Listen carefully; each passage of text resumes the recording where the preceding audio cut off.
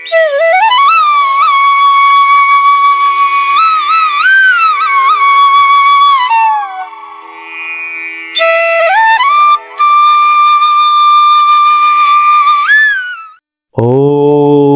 नमः श्री यतिराजाय विवेकानंद सूरये सच्चिद सुख स्वरूपाय स्वामिने तापहारिणे। নমস্কার, রামকৃষ্ণ মিশন আশ্রম সারগাছি ইউটিউব চ্যানেলে সমস্ত দর্শনার্থী ভক্ত এবং অনুরাগী সকলকে আমার আন্তরিক প্রীতি, শুভেচ্ছা, অভিনন্দন এবং ভালোবাসা জানাই। আজকে আমাদের যে স্বামীজির কর্মযোগ চলছিল, আজকে একটি নতুন চ্যাপ্টার শুরু হচ্ছে। তাতে আছে সেটা কর্ম রহস্য। এই কর্ম রহস্যটা কি? মানে কর্ম আমাদের করতেই হবে, স্বামীজি বলছেন, এবং প্রত্যেকেই তাই বলছেন। কর্মের ভালো মন্দ দিক আছে, কর্ম করলেই তার ফল বর্তাবে, এবং এই কর্ম থেকে বিরত থাকা যাবে না। সেই কর্মটা আমরা তাহলে কিভাবে করব, সেই একটা কর্মের, আর কর্মের হচ্ছে কি যে আমিত্ব দিকটাও খুব ফুটিয়ে তোলে। গীতাতে তাই বল, প্রকৃতি ক্রিয়মাণানি গুণাই কর্মণি সর্বস্ব অহংকার বিমূঢ়াত্মা কর্তা অহমিতি মান্যতে। প্রকৃতির দ্বারাই আমরা কর্ম করি, কিন্তু কর্তা, আমি নিজেকে কর্তা বলে করে অহংকার বসে আমি করছি এই ভাবনা আছে। কিন্তু সেখান থেকে রেহাই পাব। কর্মের মধ্যে শুভ অশুভ দুটো কর্ম হয়, সেখান থেকে আমরা শুভ মধ্যে দিয়েও জড়িত হব আর অশুভর মধ্যে জড়িত হব। তাহলে কর্মটাকে আমরা কিভাবে সেখান থেকে বেরিয়ে আসতে পারবো, সেখানে কিভাবে আমরা হচ্ছে কি যে সে নিষ্কাম কর্ম কিভাবে করব, সেটাই দেখায়। স্বামীজি বলছেন যে শরীরগত অভাব পূরণ করে অপরকে সাহায্য করা একটা মহৎ কর্ম বটে। কারণ আগেই আমরা পড়ে এসেছি যে কর্তব্য কর্মের কথা বলেছে। তাহলে আমরা কর্তব্য কর্ম যখন থাকে, তাহলে শরীর যখন থাকে তার চাহিদা থাকে, এবং সেই চাহিদা আমাদের মেটাতে হবে। তাহলে সেটা আমরা যখন সাহায্য করি তাহলে একটা মহৎ কর্ম। কিন্তু বলছে অভাব যত অধিক হয় এবং সাহায্য যত সুবিস্তৃত হয়, তাহলে তার উপকারটা তত মহত্তর হবে।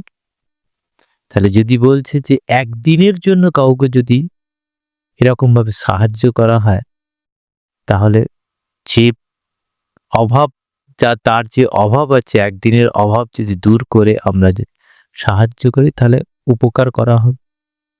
এবং এটা যদি 1 বছরের জন্য অভাব দূর করা হয়, তাহলে আরো মহত্তর হবে। এবং যদি চিরকালের জন্য অভাব দূর করা হয়, তাহলে শ্রেষ্ঠ।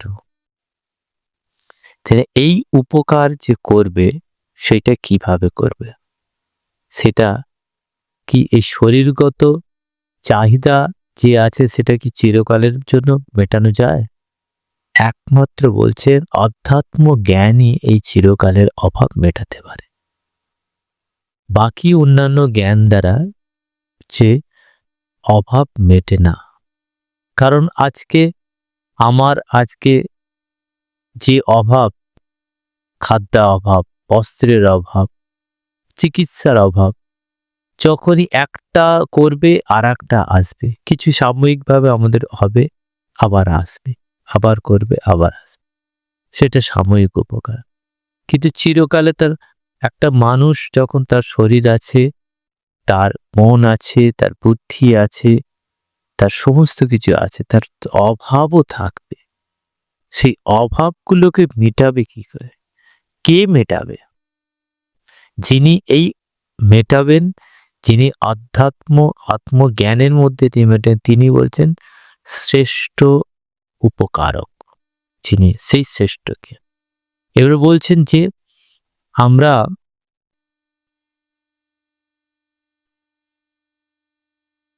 বলছি যে এই আত্মজ্ঞান, এই যে কেবল আত্মজ্ঞান বিষয়ক যে জ্ঞান, সেইটার দ্বারাই যে অভাব পূরণ করাতে পারে, সেটা চিরতরে একমাত্র তার অভাবটাকে যায়, বাকি দ্বারা যায় না। সেই জন্য বলছেন যে এই আধ্যাত্মিক সাহায্য করাই মানুষকে শ্রেষ্ঠ সাহায্য বলে। কিন্তু যিনি করেন তিনি কে? তিনি হচ্ছেন পরমার্থ জ্ঞান প্রদান করেন, তিনি মানুষের শ্রেষ্ঠ উপকারক। আমরা অন্ন দিচ্ছি, সে এক উপকারক, বস্ত্র দিচ্ছি, সে এক উপকারক, যেমন আমরা রিলিফ ওয়ার্ক করি, কিন্তু জ্ঞান দান সেখানে সেটাই শ্রেষ্ঠ। যিনি বলছেন যে ধাপ ধাপ বলছেন, মানুষের আধ্যাত্মিক অভাব পূরণ করার জন্য যারা সাহায্য করেন তারাই সর্বাপেক্ষা শক্তিমান। এই যে আমরা যে বিভিন্ন মানুষ যে উপকার করছে, তার মধ্যে যে আধ্যাত্ম জ্ঞান দিচ্ছে সেই সব শক্তিমান। কারণ কেন বলছেন? যে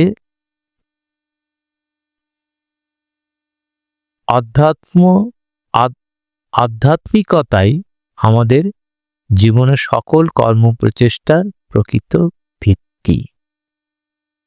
আধ্যাত্মিক দিক দিয়ে যিনি সুস্থ সবল, ইচ্ছা করলে তিনি অন্যান্য বিষয়ে দক্ষ হতে পারে। কারণ যার আধ্যাত্মিক জ্ঞান মানে হচ্ছে এক, স্বয়ং এক, তিনি। এককে বাদ দিয়ে আমরা যত জ্ঞানই অর্জন করেন সব জিরো জিরো জিরো জিরো, তার কোনো মূল্য নেই। কিন্তু একটা যদি থাকে তাহলে সমস্ত জ্ঞানগুলো জুড়ে তার ভ্যালুয়েশন হয়। সেই জন্য হচ্ছে কি যে আমাদের ওই এক আত্মিক জ্ঞান চাই, আধ্যাত্মিক জ্ঞান। সেই জন্য বলছে তিনি সুস্থ সবল একমাত্র আধ্যাত্মিক জ্ঞান, তিনি সব কিছু করতে পারেন। ভিতরে আধ্যাত্মিক শক্তি না জাগা পর্যন্ত মানুষের শারীরিক অভাবগুলো ঠিক পূরণ হয় না। কারণ আধ্যাত্মিক উপকারের পর হচ্ছে বুদ্ধিবৃত্তির উন্নতি বিষয়ক সাহায্য। আমরা যদি একদম শ্রেষ্ঠ আধ্যাত্মিক জ্ঞান হয়, তারপরে আমাদের হচ্ছে বুদ্ধিতে বলা হচ্ছে অন্ন বস্ত্রদান অপেক্ষা জ্ঞানদান উচ্চতর, প্রাণদান অপেক্ষাও মহৎ এই জ্ঞানদান। কারণ জ্ঞানই মানুষের প্রকৃত জীবন। তাহলে জ্ঞান হচ্ছে শ্রেষ্ঠ। সেই জন্য বলছেন যে অজ্ঞান মৃত্যুতুল্য, জ্ঞানই জীবন। জীবন যদি অন্ধকারে কাটাতে হয়, অজ্ঞান ও দুঃখের মধ্যে যদি চালাই যদি জীবন হয়, অজ্ঞান ও দুঃখের মধ্যে চলাই যদি জীবন হয়, তবে কি হচ্ছে জীবনের কোনো মূল্য নাই। এরপর অবশ্য শারীরিকভাবে অভাব পূরণে সাহায্য করার স্থান, এটা আমরা বলছিলাম যেটা জ্ঞানদানের কথা। এবারে স্বাভাবিক শারীরিকভাবে অর্থাৎ অপরকে সাহায্য করার বিষয় বিচার করার সময় আমরা যেন এই ভ্রমে পতিত না হই যে শারীরিক সাহায্য একমাত্র সাহায্য। আমরা অনেক সময় শারীরিক তার ওই যে প্রথমেই বলা হয়েছে যে শারীরিক যদি অভাব তার দূর করা হয়, সেটাই কিন্তু একমাত্র নয়। তারপরেও তার শারীরিকের পর মানসিক আর বৌদ্ধিক, তারপরে তার আত্মিক, এতগুলো স্তর আছে। তাহলে এতগুলো স্তর সে একটা নিচেরটা করলো, বাকিগুলো কে করবে? বাকিগুলো করবে তিনি যিনি আধ্যাত্মিক শক্তি সম্পন্ন পুরুষ, তিনি করতে পারবেন। যে বলছে যে শারীরিক সাহায্যের স্থান শুধু সর্বশেষ নয়, বলছেন সর্বনিম্নেও, কারণ স্থায়ী তৃপ্তি দিতে পারে না। আজকে আমাকে খাবার দিল, খেলাম, আমার অভাব পূরণ হলো, আবার খিদে পাবে, আবার অভাব হবে, তাহলে সেটা কখনো হয় না, সেটা কখনো শ্রেষ্ঠ হয় না, সেটা সর্বনিম্ন। দুঃখ তখনই নিবৃত্ত হয় যখন আমার সর্ববিধ অভাব দূর হবে। তাহলে সর্ববিধ অভাবটা কি না? সেই শারীরিক অভাব, মানসিক অভাব, বৌদ্ধিক অভাব এবং আধ্যাত্মিক অভাব। এই সবগুলো অভাব যখন দূর হয়, তখনই কেবলমাত্র দূর হবে। তখন ক্ষুধা আমাকে কষ্ট দিতে পারবে না, কোনরূপ দুঃখ যন্ত্রণা দিতে পারবে না, বিচলিত করতে পারবে না।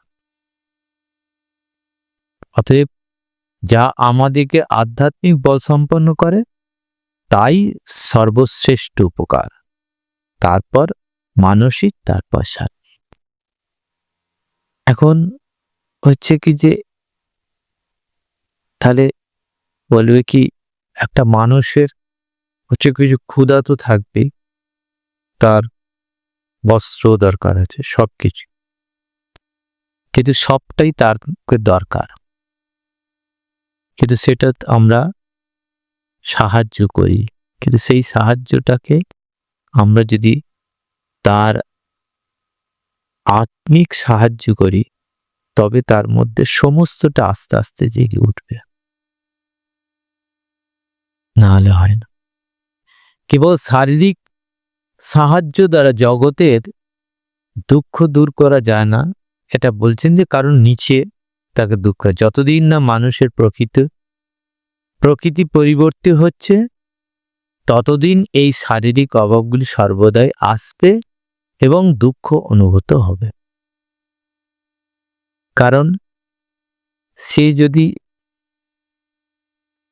কেবলমাত্র খাওয়া পড়া, অন্ন, বসস্থানের মধ্যে থাকে, তার চিন্তা ভাবনাটা যদি আসে, তাহলে সে কি হচ্ছে, তার প্রকৃতি যদি চেঞ্জ না হয়, তার যদি মানসিকতা যদি চেঞ্জ হয়, তার উন্নতিকরণ যদি না হয়, তাহলে তাকে কতক্ষণে করবে সাহায্য করবে। সেই জন্য বলছে যত শারীরিক সাহায্য করো না কেন, কোনো মতে দুঃখ একেবারে দূর হবে না। জগতের এই দুঃখ সমস্যার একমাত্র সমাধান মানব জাতিকে শুদ্ধ পবিত্র করা।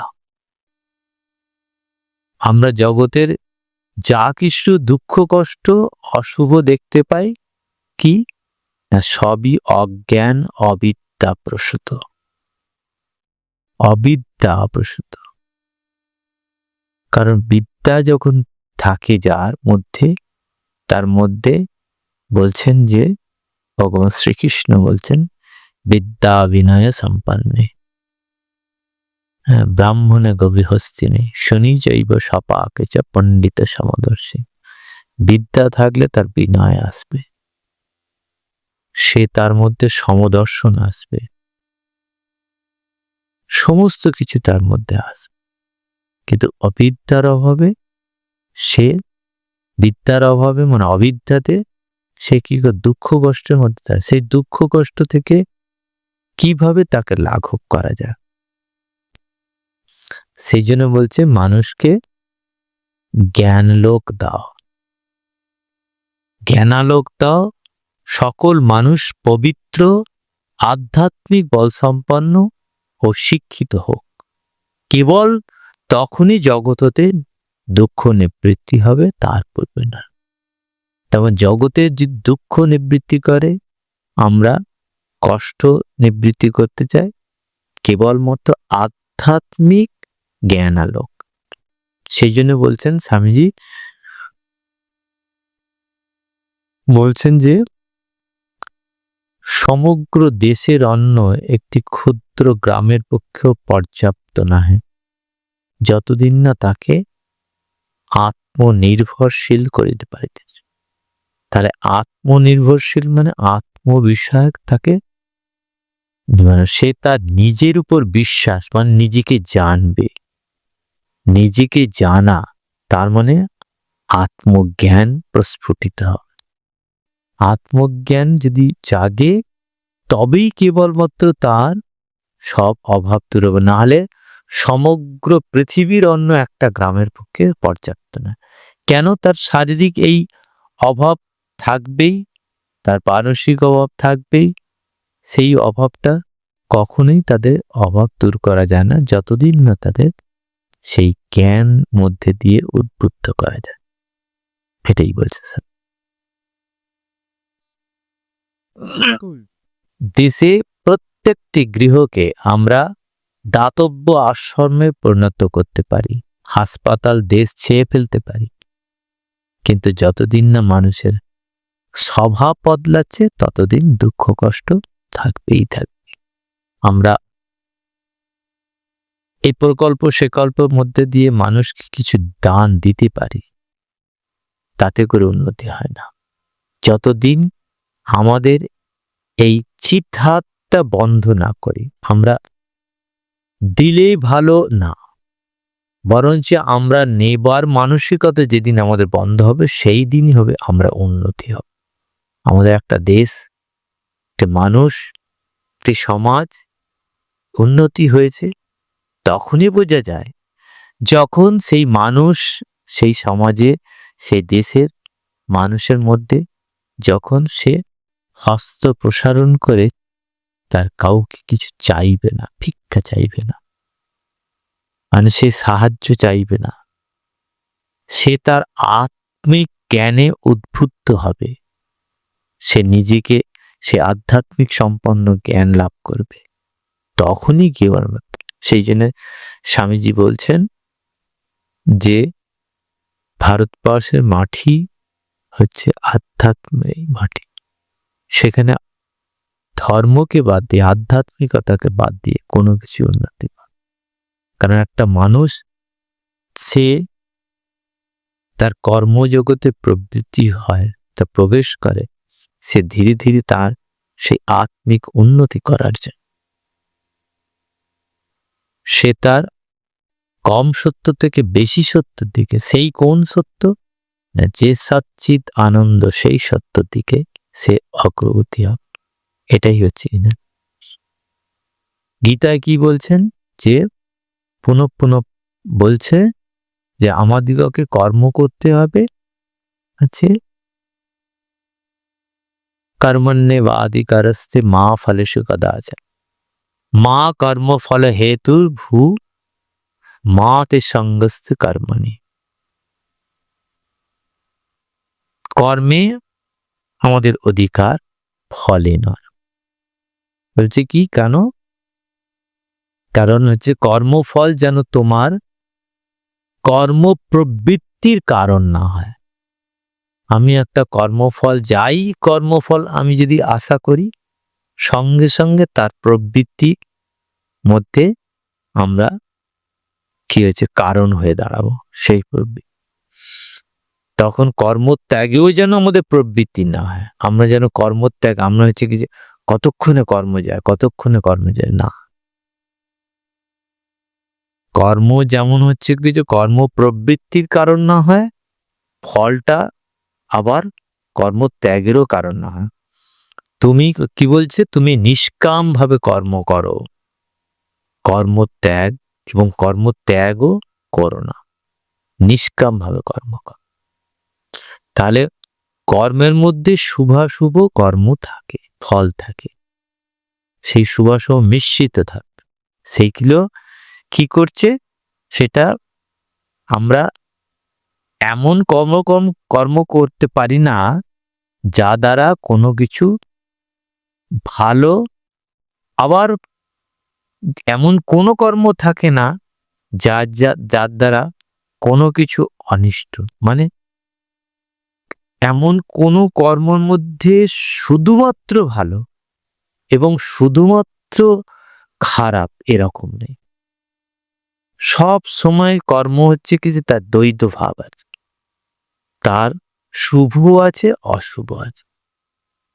কর্ম আমি যদি শুভ করি তাহলে প্রাধান্য, একটা কর্ম করছি তার শুভ ফলটা প্রাধান্য পাচ্ছে, অশুভ ফলটা খুব কম থাকছে। আবার অশুভ ফলটা মানে খারাপটা আমি করছি তার শুভটাও কোথাও না কোথাও একটু অন্তত থাকবে।